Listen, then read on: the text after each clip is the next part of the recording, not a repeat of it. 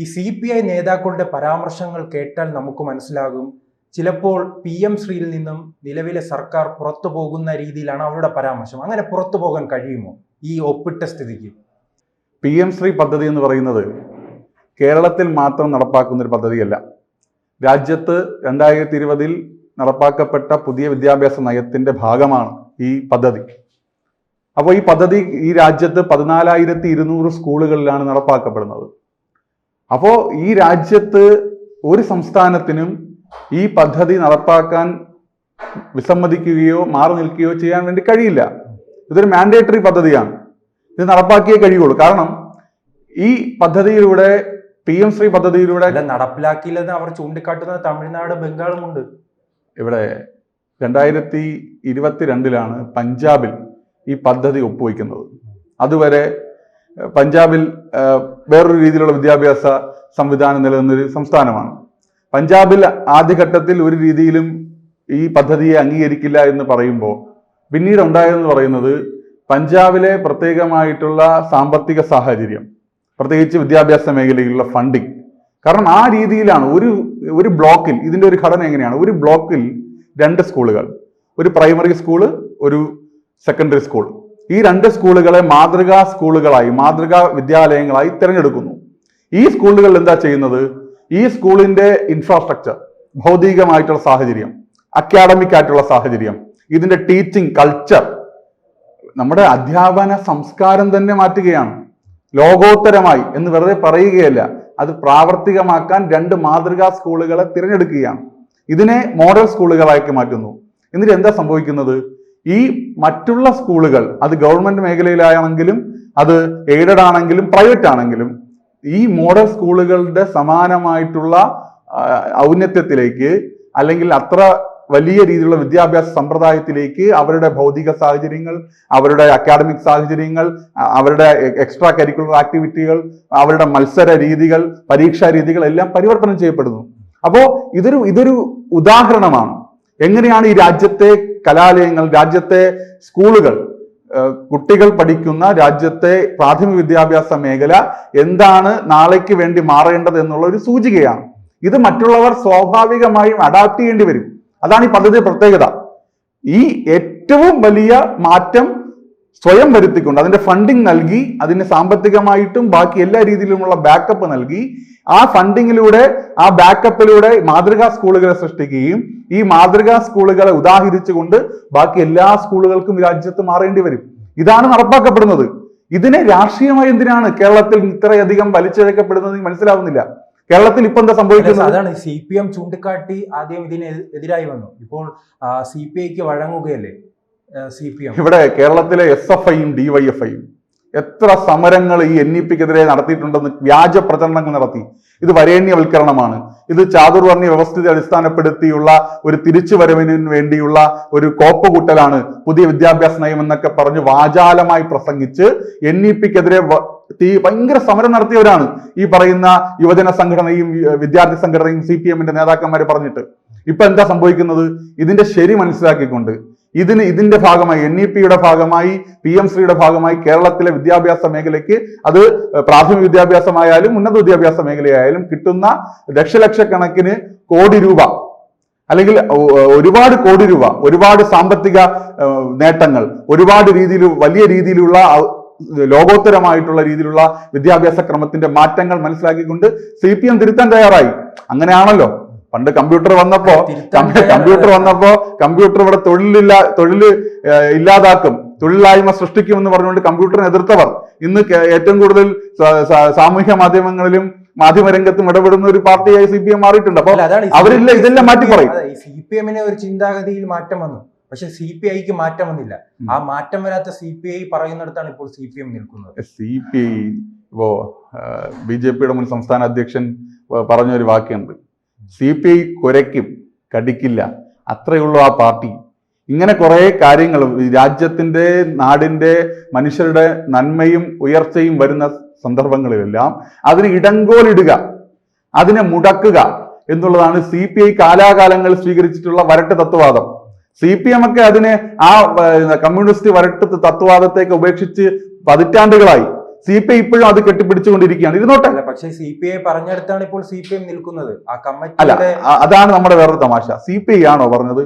CPI പറഞ്ഞാൽ CPM കേൾക്കും. പിണറായി വിജയൻ CPIയുടെ സംസ്ഥാന സെക്രട്ടറി ബിനോയ് വിശ്വം പറയുന്നത് കേൾക്കും എന്നുള്ള മണ്ടത്തനം നമ്മൾ പറയേണ്ട ആവശ്യമുണ്ടോ? ആരാ പറഞ്ഞത് കേട്ടത്? സമസ്ത പറഞ്ഞതാണ് കേട്ടത്. സമസ്തയുടെ മുഖപത്രം, സമസ്തയുടെ സ്വന്തം പത്രം മുഖപ്രസംഗങ്ങൾ എഴുതുന്നു, എഡിറ്റോറിയലുകൾ എഴുതുന്നു, ലേഖനങ്ങൾ എഴുതുന്നു.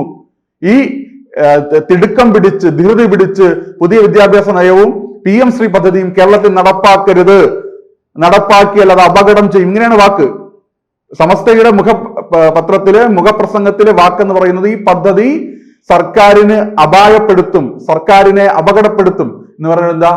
തെരഞ്ഞെടുപ്പിൽ നമ്മുടെ വോട്ടുകൾ, ഞങ്ങൾക്ക് സ്വാധീനിക്കാൻ കഴിയുന്ന വോട്ടുകൾ CPM പിണറായി വിജയൻ നിങ്ങൾക്ക് കിട്ടില്ല. ഈ പറച്ചിലിൽ, ഈ വടിയെടുക്കലിൽ, ഈ വാളോങ്ങലിലാണ് പിണറായി വിജയനും CPM പുറകോട്ട് പോയത്.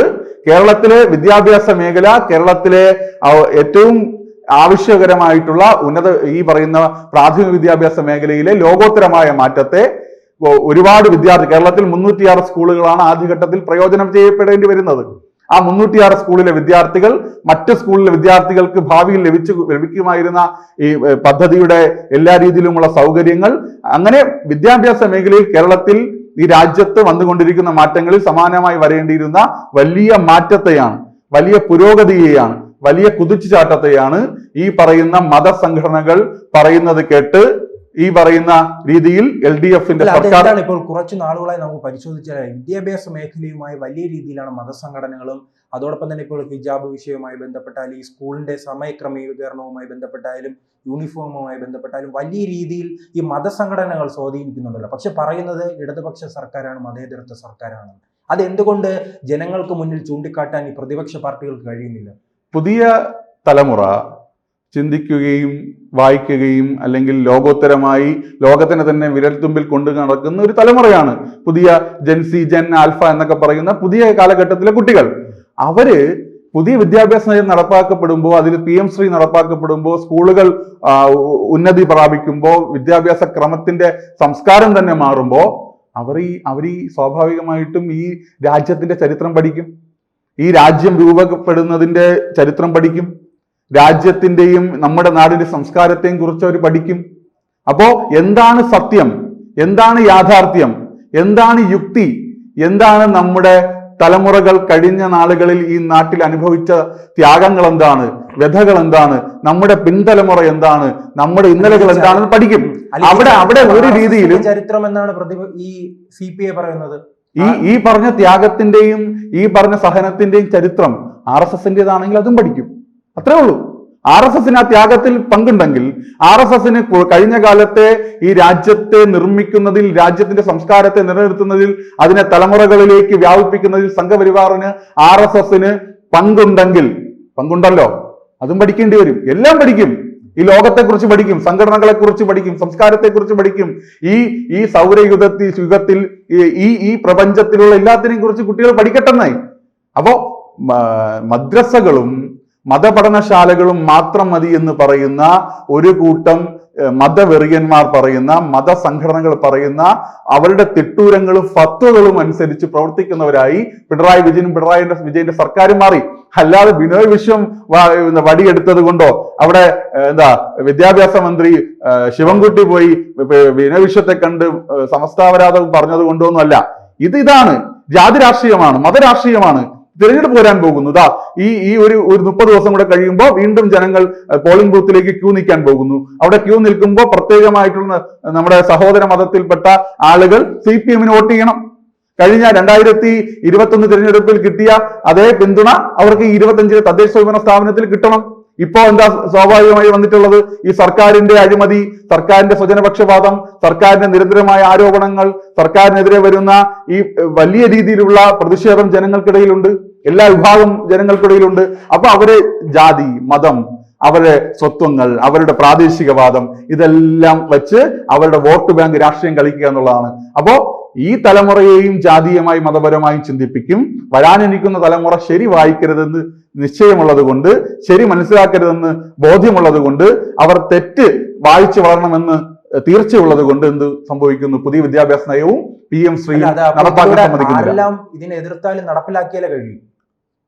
ഇവിടെ ഞാൻ പഞ്ചാബിന്റെ ഉദാഹരണം പറഞ്ഞില്ലേ, ആദ്യഘട്ടത്തിൽ എതിർത്തവർ പിന്നീട് അപ്പോൾ ഒരു ഒപ്പിട്ടു. കണ്ണിൽ പൊടിയിടുന്ന ഒരു നിലപാടാണ് ഇപ്പോൾ. അല്ല, എന്താ ഇപ്പൊ സംഭവിച്ചത്?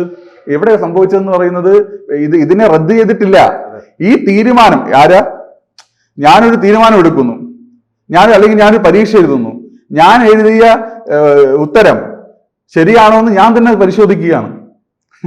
അപ്പോൾ ഇത് ഇവരുടെയെല്ലാം നിലവിൽ ഈ തെരഞ്ഞെടുപ്പുമായി ബന്ധപ്പെട്ട് സമസ്തയുടെയും CPIയുടെയും അല്ലെങ്കിൽ എതിർപ്പുള്ള മതജാതി സംഘടനകളെയും ഇതുപോലെ വരട്ട് കമ്മ്യൂണിസ്റ്റ് തത്വവാദങ്ങളെയും ഒക്കെ ഒന്ന് മയപ്പെടുത്തി നിലവിലെ അവസ്ഥയിൽ ഒന്ന് ഈ തെരഞ്ഞെടുപ്പ് കഴിയുന്നത് വരെ ഒന്ന് ഇത് മയപ്പെടുത്തിയതാണ്. അല്ലാതെ പിണറായി വിജയൻ വിചാരിച്ചത് കൊണ്ട് മാത്രം ഈ രാജ്യത്തിന്റെ കൺകറന്റ് ലിസ്റ്റിൽ ഉൾപ്പെടുന്ന വിദ്യാഭ്യാസ മേഖലയ്ക്കകത്ത് ഒരു രീതിയിലുമുള്ള പ്രത്യേകമായിട്ടുള്ള നിലപാടെടുക്കാൻ വേണ്ടി ഒന്നും കഴിയില്ല.